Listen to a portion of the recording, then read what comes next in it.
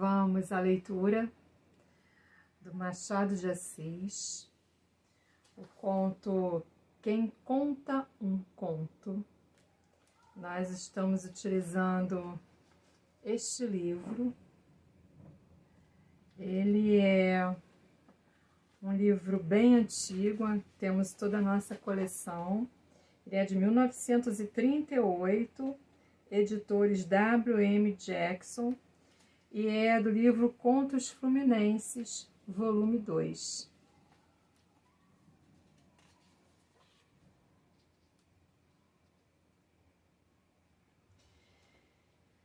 Eu compreendo que um homem goste de ver brigas de galos ou de tomar rapé. O rapé, dizem os tomistas, que alivia o cérebro. A briga de galos é o Jockey Club dos pobres. O que eu não compreendo é o gosto de dar notícias. E, todavia, quantas pessoas não conhecerá o leitor com essa singular vocação? O noveleiro não é tipo muito vulgar, mas também não muito raro. A família é numerosa deles. Alguns são mais peritos e originais que outros. Não é noveleiro quem quer. É o ofício que exige certas qualidades de bom cunho. Quero dizer, as mesmas que se exigem do homem de Estado. O noveleiro deve saber quando lhe convém dar uma notícia abruptamente ou quando o efeito lhe pede certos preparativos. Deve esperar a ocasião e adaptar-lhe os meios. Não compreendo, como disse, o ofício de noveleiro. É coisa muito natural que um homem diga o que sabe a respeito de algum objeto, mas que tire satisfação disso, lá me custa a entender. Mais de uma vez tenho querido fazer indagações a este respeito, mas a certeza de que nenhum noveleiro confessa que o é tem impedido a realização deste meu desejo. Não é só desejo, é também necessidade. Ganha-se sempre em conhecer os caprichos do espírito humano. O caso de que vou falar aos leitores tem por origem um noveleiro. Lê-se depressa porque não é grande. Há coisa de 7 anos, vivia nesta boa cidade um homem de seus 30 anos, bem apessoado e bem falante, amigo de conversar, extremamente polido, mas extremamente amigo de espalhar novas. Era um modelo de gênero. Sabia como ninguém escolher o auditório, a ocasião e a maneira de dar a notícia. Não sacava a notícia da algibeira como quem tira uma moeda de vintém para dar a um mendigo. Não, senhor. Atendia mais que tudo às circunstâncias. Por exemplo, ouvira dizer, ou sabia positivamente que o ministério pedira demissão ou ia pedi-la. Qualquer noveleiro diria simplesmente a coisa sem rodeios. Luís da Costa ou dizia a coisa simplesmente ou adicionava-lhe certo molho para torná-la mais picante. Às vezes entrava, cumprimentava as pessoas presentes e se entre elas alguma havia metida em política, aproveitava o silêncio causado pela sua entrada para fazer-lhe uma pergunta deste gênero. Então, parece que os homens, os circunstantes perguntavam logo, que há? Luís da Costa, sem perder o seu ar sério, dizia singelamente, é o ministério que pediu a demissão. Ah, sim, quando? Hoje. Sabe quem foi chamado? Foi chamado Osósimo. Mas por que caiu o ministério? Ora, estava podre, etc, etc. Ou então, morreram como viveram. Quem? Luís da Costa puxava os punhos e dizia negligentemente, os ministros. Suponhamos agora que se tratava de uma pessoa qualificada que devia vir no paquete. Adolfo Thiers, o príncipe de Bismarck. Luís da Costa entrava, cumprimentava silenciosamente a todos e, em vez de dizer com simplicidade, veio no paquete de hoje o príncipe de Bismarck. Ou então, o Thiers chegava no paquete. Voltava-se para um dos circunstantes. Chegaria o paquete? Chegou, dizia o circunstante. O Thiers veio? Aqui entrava a admiração dos ouvintes, com que se deliciava Luís da Costa, razão principalmente do seu ofício. Não se pode negar que este prazer era inocente e, quando muito, singular. Infelizmente, não há bonito sem senão, nem prazer sem amargura. Que mel não deixa um travo de veneno? Perguntava o poeta da jovem captiva, e eu creio que nenhum, nem sequer o de alviçareiro. Luís da Costa experimentou um dia as asperezas do seu ofício. Eram 2 da tarde, havia pouca gente na loja do Paulo Brito, 5 pessoas apenas. Luís da Costa entrou com o rosto fechado, como homem que vem pejado de alguma notícia. Apertou a mão a 4 das pessoas presentes. A 5ª apenas recebeu um cumprimento, porque não se conheciam.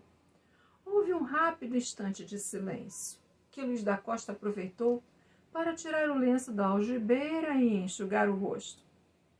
Depois, olhou para todos e soltou secamente estas palavras.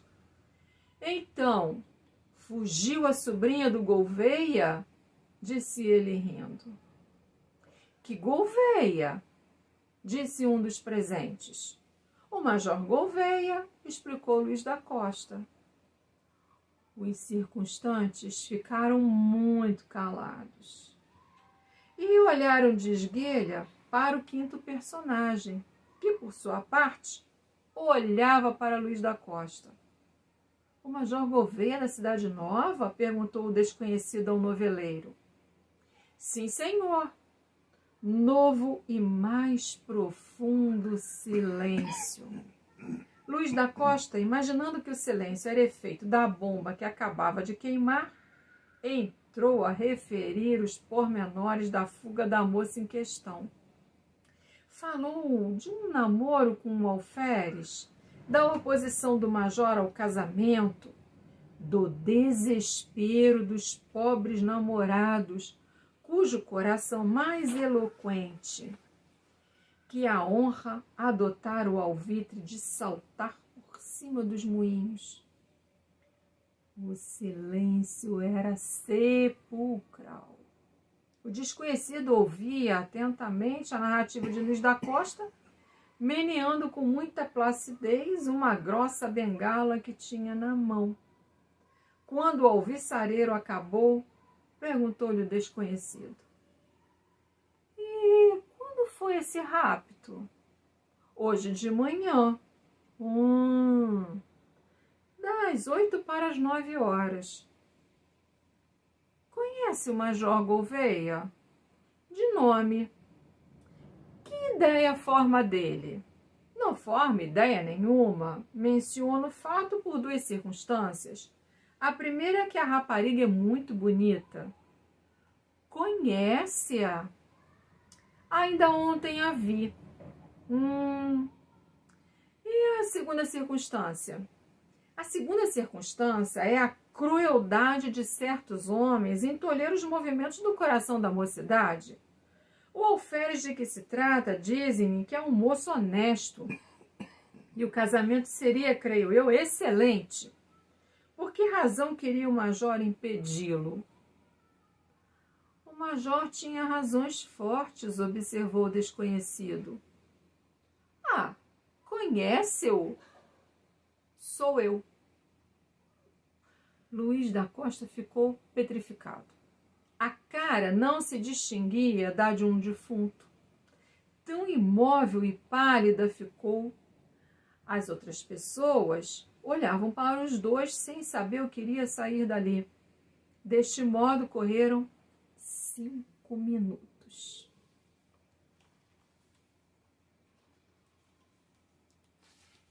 No fim de 5 minutos, o Major Gouveia continuou. Ouvi toda a sua narração e diverti-me com ela. Minha sobrinha não podia fugir hoje da minha casa, visto que há 15 dias se acha em Juiz de Fora.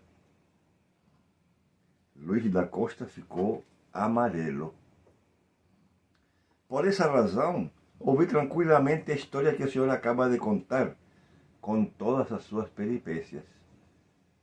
O facto, se fosse verdadeiro, deveria causar naturalmente espanto, porque, além de mais, Luzia é muito bonita, e o senhor o sabe porque a viu ontem. Luís da Costa tornou-se verde. A notícia, entretanto, pode ter se espalhado, continuou o Major Gouveia, e eu desejo liquidar o negócio, pedindo-lhe que me diga de quem ouviu. Luís da Costa ostentou todas as cores do íris. Então, disse o Major, passados alguns instantes de silêncio. Senhor Major, disse com voz trêmula Luís da Costa, eu não podia inventar semelhante notícia. Nenhum interesse tenho nela. Evidentemente alguém me contou. É justamente o que eu desejo saber. Não me lembro. Veja se se lembra, disse o Major com doçura. Luís da Costa consultou sua memória. Mas tantas coisas ouvia e tantas repetia, que já não podia atinar com a pessoa que lhe contara a história do rapto. As outras pessoas presentes, vendo o caminho desagradável que as coisas podiam ter, trataram de meter o caso à bulha. Mas o Major, que não era homem de graças, insistiu com o alviçareiro para que o esclarecesse a respeito do inventor da baleira. Ah, agora me lembro, disse de repente Luís da Costa. Foi o Pires. Que Pires? Um Pires que eu conheço muito superficialmente. Bem, vamos ter com o Pires. Mas, senhor Major, o Major já estava de pé, apoiado na grossa bengala e com um ar de quem estava pouco disposto a discussões. Esperou que Luís da Costa se levantasse também. O alviçareiro não teve remédio senão imitar o gesto do Major. Não se intentar ainda mas, senhor Major, não há mais nem meio mais. Venha comigo, porque é necessário deslindar o negócio hoje mesmo. Sabe onde mora esse tal Pires? Mora na Praia Grande, mas tem escritório na Rua dos Pescadores. Vamos no escritório. Luís da Costa cortejou os outros e saiu ao lado do Major Gouveia, a quem deu respeitosamente a calçada e ofereceu um charuto. O Major recusou o charuto, dobrou o passo e os dois seguiram na direção da Rua dos Pescadores. O senhor Pires foi a secretária da Justiça. Demora-se? Não sei. Luís da Costa olhou para o Major ao ouvir estas respostas do criado do senhor Pires. O Major disse fleumaticamente: vamos à Secretaria de Justiça. E ambos foram a trote largo na direção da Rua do Passeio. Iam se aproximando às 3 horas e Luís da Costa, que jantava cedo, começava a ouvir do estômago uma lastimosa petição. Era-lhe, porém, impossível fugir às garras do Major. Se o Pires tivesse embarcado para Santos, é provável que o Major o levasse até lá antes do jantar. Tudo estava perdido. Chegaram, enfim, à secretaria, bufando como 2 touros. Os empregados vinham saindo e um deles deu notícia certa do esquivo Pires. Disse-lhes que saíra dali 10 minutos antes num tílburi. Voltemos à Rua dos Pescadores, disse pacificamente o Major. Mas, senhor, a única resposta do Major foi dar-lhe o braço e arrastá-lo na direção da Rua dos Pescadores. Luís da Costa ia furioso. Começava a compreender a plausibilidade e até a legitimidade de um crime. O desejo de estrangular o major pareceu-lhe um sentimento natural. Lembrou-se de ter condenado 8 dias antes como jurado um criminoso de morte e teve horror de si mesmo. O major, porém, continuava a andar com aquele passo rápido dos majores que andam depressa. Luís da Costa ia rebocado. Era-lhe literalmente impossível apostar carreira com ele. Eram 3:05 quando chegaram defronte do escritório do Sr. Pires. Tiveram o gosto de dar com o nariz na porta. O major Gouveia mostrou-se aborrecido com o fato. Como era homem resoluto, depressa se consolou do incidente. Não há dúvida, disse ele. Iremos à Praia Grande. Isso é impossível, clamou Luís da Costa. Não é tal, respondeu tranquilamente o major. Temos barca e custa-nos 1 cruzado a cada um. Eu pago a sua passagem. Mas, senhor, a esta hora? Que tem? São horas de jantar, suspirou o estômago de Luís da Costa. Pois jantaremos antes. Foram dali a um hotel e jantaram. A companhia do major era extremamente aborrecida para o desastrado alvissareiro.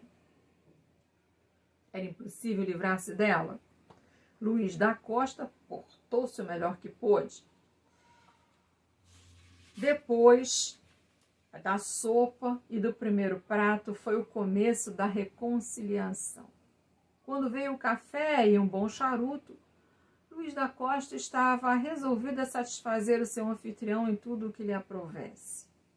O major pagou a conta e saíram ambos do hotel. Foram direitos à estação das barcas de Niterói. Meteram-se na primeira que saiu e transportaram-se à Imperial Cidade. No trajeto, o major Gouveia conservou-se tão taciturno como até então.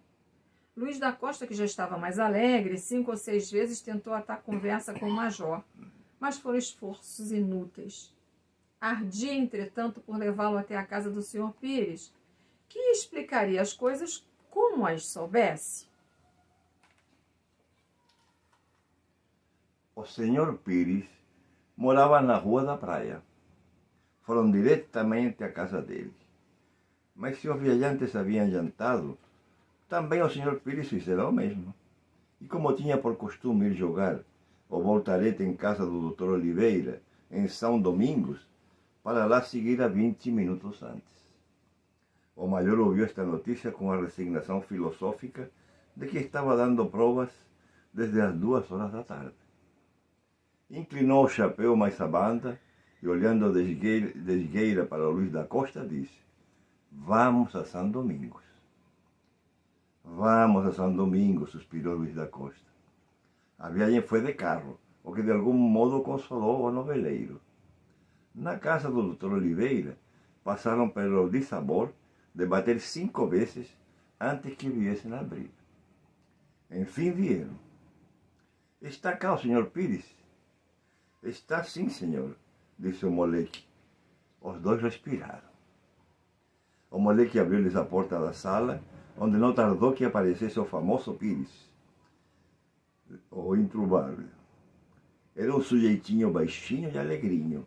Entrou na ponta dos pés, apertou a mão a Luís da Costa e cumprimentou cerimoniosamente ao major Gouveia. Queira sentar-se? Perdão, disse o major, não é preciso que nos sentemos. Desejamos pouca coisa. O Sr. Pires curvou a cabeça e esperou. O major voltou-se então para Luís da Costa e disse: Fale. Luís da Costa fez das tripas coração e exprimiu-se nestes termos: Estando eu hoje na loja de Paula Brito, contei a história do rapto de uma sobrinha do Sr. Major Gouveia, que o senhor me referiu pouco antes do meio-dia. O Major Gouveia é este cavaleiro que me acompanha, e declarou que o fato era uma calúnia. visto sua sobrinha estar em Juiz de Fora há 15 dias. Intenta, contudo, chegar à fonte da notícia e perguntou-me quem me havia contado a história. Não hesitei em dizer que fora o senhor. Resolveu, então, procurá-lo, e não temos feito outra coisa desde as 2h30. Enfim, encontramo-lo. Durante este discurso, o rosto do Sr. Pires apresentou todas as modificações do espanto e do medo. Um actor, um pintor ou um estatuário teria ali um livro inteiro para folhear e estudar. Acabado o discurso, era necessário responder-lhe. E o Sr. Pires o fazia de boa vontade, se lembrasse do uso da língua. Mas não. Ou não se lembrava, ou não sabia que uso faria dela. Assim, correram uns 3 a 4 minutos. Espero as suas ordens, disse o major, vendo que o homem não falava. Mas que quer o senhor? Balbuciou o Sr. Pires. Quero que me diga de quem ouviu a notícia transmitida a este senhor. Foi o senhor quem lhe disse que minha sobrinha era bonita? Não, disse tal, acudiu o Sr. Pires. O que eu disse foi que me constava ser bonita. Vê, disse o major, voltando-se para Luís da Costa. Luís da Costa começou a contar as tabuadas do teto. O major dirigiu-se depois ao Sr. Pires. Mas vamos lá, disse. De quem ouviu a notícia? Foi de um empregado do Tesouro. Onde mora? Em Catumbi. O major voltou-se para Luís da Costa, cujos olhos, tendo já contado as tábuas do teto, que eram 22, começavam a examinar detidamente os botões do punho da camisa. Pode retirar-se, disse o major. Não é mais preciso aqui. Luís da Costa não esperou mais. Apertou a mão do Sr. Pires, balbuciou um pedido de desculpa e saiu. Já estava a 30 passos, já ainda lhe parecia estar colado ao terrível major. Ia justamente a sair de uma barca. Luís da Costa deitou a correr e ainda alcançou, perdendo apenas o chapéu, cujo herdeiro foi um cocheiro necessitado. Estava livre. Ficaram sós, o major e o senhor Pires. Agora, disse o primeiro, há de ter a bondade de me acompanhar à casa desse empregado do tesouro. Como se chama? Bacharel Plácido. Estou às suas ordens. Tem passagem e carro pago. O senhor Pires fez um gesto de aborrecimento e murmurou. Mas eu não sei se... Não sei se me é possível nesta ocasião. Há de ser. Penso que é um homem honrado. Não tem idade para ter filhas moças, mas pode vir a tê-las, e saberá se é agradável que tais invenções andem na rua. Confesso que as circunstâncias são melindrosas, mas não poderíamos... O quê? Adiar? Impossível. O senhor Pires mordeu o lábio inferior, meditou alguns instantes e afinal declarou que estava disposto a acompanhá-lo. Acredite, senhor major, disse ele concluindo, que só as circunstâncias especiais deste caso me obrigariam a ir à cidade. O major inclinou-se. O senhor Pires foi despedir-se do dono da casa e voltou para acompanhar o implacável major, em cujo rosto se lia a mais franca resolução. A viagem foi tão silenciosa quanto a primeira. O major parecia uma estátua. Não falava e raras vezes olhava para o seu companheiro. A razão foi compreendida pelo senhor Pires, que matou as saudades do voltarete fumando 7 cigarros por hora. Enfim, chegaram a Catumbi. Desta vez foi o major Gouveia mais feliz que da outra. Achou o bacharel Plácido em casa. O bacharel Plácido era o seu próprio nome feito homem. Nunca a pachorra tivera mais fervoroso culto. Era gordo, corado, lento e frio. recebeu os dois visitantes com a benevolência de um Plácido verdadeiramente plácido. O senhor Pires explicou o objeto da visita. É verdade que eu lhe falei de um rapto, disse o bacharel, mas não foi nos termos em que o senhor o repetiu. O que eu disse foi que o namoro da sobrinha do Major Gouveia com o alferes era tal que até já se sabia do projeto de rapto. E quem lhe disse isso, senhor bacharel? Perguntou o major. Foi o capitão de artilharia Soares. Onde mora? Ali em Mataporcos. Bem, disse o major, e voltamos para o senhor Pires. Agradeço-lhe o incômodo, disse. Não lhe agradeço, porém, o acréscimo. Pode ir embora. O carro tem ordem de o acompanhar até a estação das barcas. O senhor Pires não esperou novo discurso. Despediu-se e saiu. Apenas entrou no carro, deu 2 ou 3 socos em si mesmo e fez um solilóquio extremamente desfavorável à sua pessoa. É bem feito, dizia o senhor Pires. Quem me manda ser abelhudo? Se só me ocupasse com o que me diz respeito, estaria a esta hora muito descansado e não passaria por semelhante dissabor. É bem feito. O bacharel Plácido encarou o major, sem compreender a razão por que ficara ali, quando o outro fora embora. Não tardou que o major o esclarecesse. Logo que o senhor Pires saiu da sala, disse ele: Quer ir agora acompanhar-me à casa do capitão Soares? Acompanhá-lo? Exclamou o bacharel mais surpreendido do que se lhe caísse o nariz no lenço do tabaco. Sim, senhor. Que pretende fazer? Oh, nada que o deva assustar. Compreende que se trata de uma sobrinha e que um tio tem necessidade de chegar à origem de semelhante boato. Não crimino os que o repetiram, mas quero ver-me com quem o inventou. O bacharel recalcitrou. A sua pachorra dava 1000 razões para demonstrar que sair de casa às Aves Marias para ir a Mataporcos era um absurdo. A nada atendia o major Gouveia, e com o tom intimidador que lhe era peculiar, antes intimava do que persuadia o gordo bacharel. Mas há de confessar que é longe, observou este. Não sei essa dúvida, acudiu o outro. Mande chamar um carro que eu pago. O bacharel Plácido coçou a orelha, deu 3 passos na sala, suspendeu a barriga e sentou-se. Então, disse o major ao cabo de algum tempo de silêncio. Refleti, disse o bacharel. É melhor irmos a pé. Eu jantei há pouco e preciso digerir. Vamos a pé. Bem, estou às suas ordens. O bacharel arrastou a sua pessoa até a alcova, enquanto o major, com as mãos nas costas, passeava na sala meditando e fazendo, a espaços, um gesto de impaciência. Gastou o bacharel cerca de 25 minutos em preparar a sua pessoa e saiu enfim à sala, quando o major ia já tocar a campainha para chamar alguém.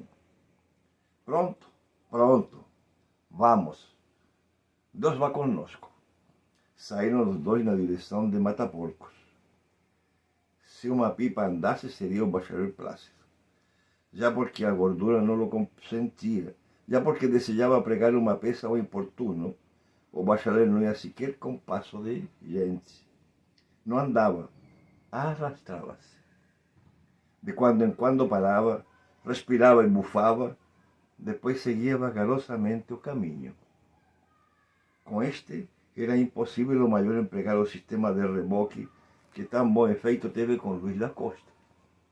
Ainda que o quisesse obrigar a andar, era impossível, porque ninguém arrasta 8 arrobas com a simples força do braço. Tudo isto punha o major em apuros. Se visse passar um carro, tudo estava acabado, porque o bacharel não resistiria ao seu convite intimidativo. Mas os carros tinham se apostado para não passar por ali, ao menos vazios, e só de longe em longe um tílburi vago convidava a passo lento os fregueses. O resultado de tudo isso foi que só às 8 horas chegaram os dois à casa do capitão Soares. O bacharel respirou a larga enquanto o major batia palmas na escada. Quem é? Perguntou uma voz açucarada. O senhor capitão, disse o major Gouveia. Eu não sei se já saiu, respondeu a voz. Vou ver. Foi ver, enquanto o major limpava a testa e se preparava para tudo que pudesse sair de semelhante embrulhada. A voz não voltou senão dali a 8 minutos, para perguntar com toda a singeleza. O senhor quem é? Diga que o bacharel Plácido acudiu ao indivíduo deste nome, que ansiava por arrumar a Catolina Pessoa em cima de algum sofá. A voz foi dar a resposta e daí a 2 minutos voltou a dizer que o bacharel Plácido podia subir. Subiram os dois. O capitão estava na sala e veio receber à porta o bacharel e o major. A este conhecia também, mas eram apenas cumprimentos de chapéu. Queira sentar-se? Sentaram-se. Que mandam nesta sua casa? Perguntou o capitão Soares. O bacharel usou da palavra. Capitão, eu tive a infelicidade de repetir aquilo que você me contou a respeito da sobrinha do senhor Major Gouveia. Não me lembra que foi, disse o capitão com uma cara tão alegre como a de um homem que estivesse entorcendo um pé. Disse-me você, continuou o bacharel Plácido, que o namoro da sobrinha do senhor Major Gouveia era tão sabido que até já se falava de um projeto de rapto. Perdão, interrompeu o capitão. Agora me lembro que alguma coisa lhe disse, mas não foi tanto como você acaba de repetir. Não foi? Não. Então o que foi? O que eu disse foi que havia notícia vaga de um namoro da sobrinha de Vossa Senhoria com um alferes. Nada mais disse. Houve equívoco da parte do meu amigo Plácido. Sim, há alguma diferença, concordou o bacharel. Ah, disse o major, deitando-lhe os olhos por cima do ombro. Seguiu-se um silêncio. Foi o major Gouveia o primeiro que falou. Enfim, senhores, disse ele, ando desde as 2 horas da tarde na indagação da fonte da notícia que me deram a respeito de minha sobrinha. A notícia tem diminuído muito, mas ainda há aí um namoro de alferes que incomoda. Quer o senhor capitão dizer-me a quem ouviu isso? Pois não, disse o capitão. Ouviu ao desembargador Lucas. É meu amigo, tanto melhor. Acho impossível que ele dissesse isso, disse o major levantando-se. Senhor, exclamou o capitão. Perdoe-me, capitão, disse o major caindo em si. Há de concordar que ouvir o agente o seu nome assim maltratado por culpa de um amigo. Nem ele disse por mal, observou o capitão Soares. Parecia até lamentar o fato, visto que sua sobrinha está para casar com outra pessoa. É verdade, concordou o major. O desembargador não era capaz de injuriar-me, naturalmente ouviu isso a alguém. É provável. Tenho interesse em saber a fonte de semelhante boato. Acompanhe-me à casa dele. Agora? É indispensável. Mas sabe que ele mora no Rio Comprido? Sei, iremos de carro.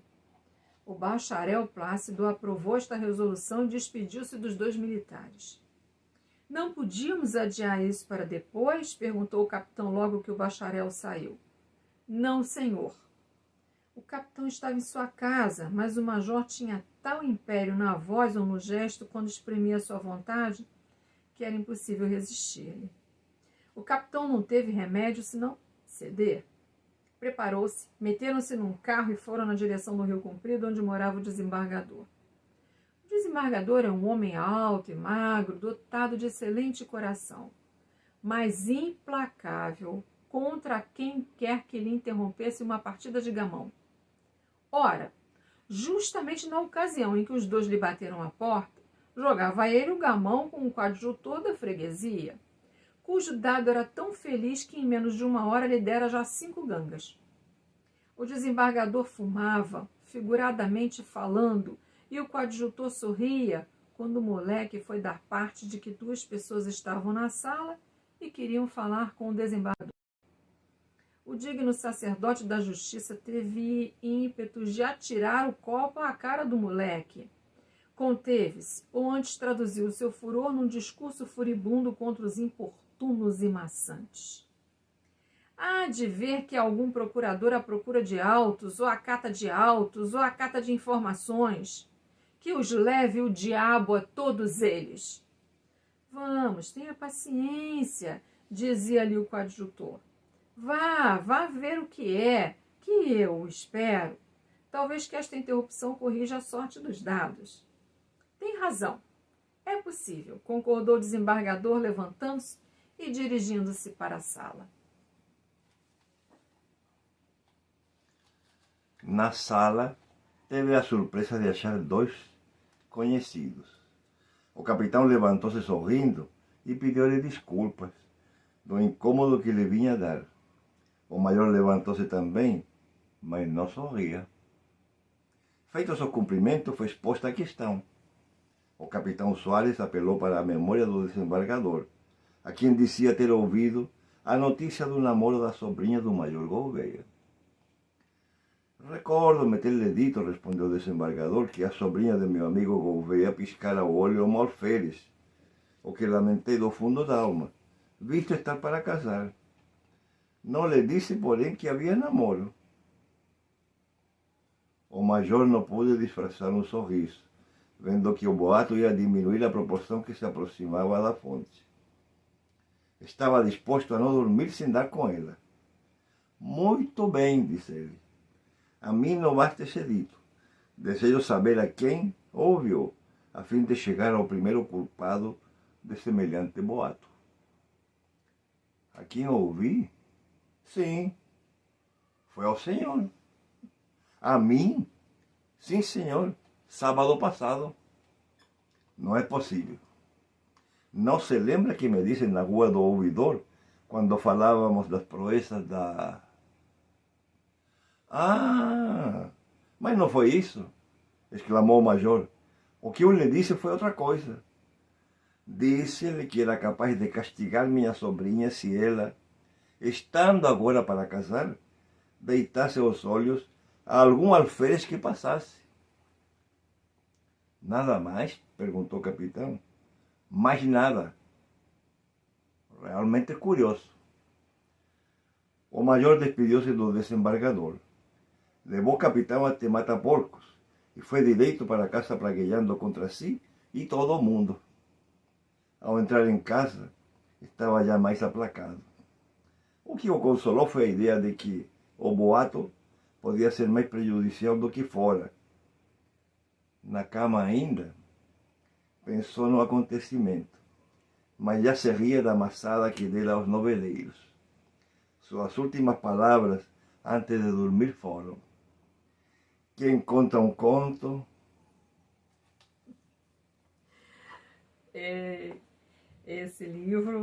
Esse conto está no Jornal das Famílias, de fevereiro de 1873, e tem no início do livro uma nota dos editores dizendo o seguinte: contém este volume alguns dos contos publicados por Machado de Assis no Jornal das Famílias, de 1864 a 1878, e na Estação, de 1884 a 1891.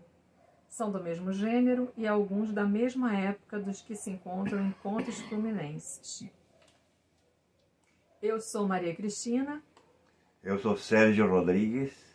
E aqui nós encerramos a leitura do nosso conto. Muito obrigado. Até a próxima. Até a próxima.